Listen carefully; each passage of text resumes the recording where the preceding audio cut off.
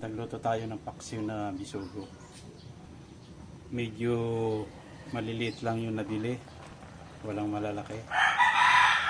Nilagyan din natin ng ampalaya.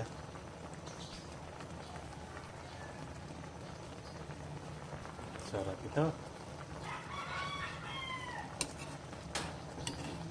Magluluto na ito. Lagyan natin ng konting mantika.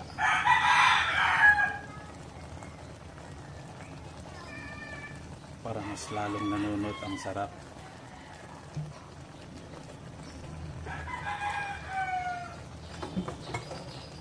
Sarap nito. Tikman natin.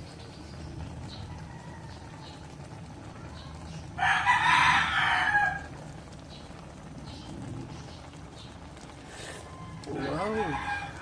Sarap! Yum, yum, yum!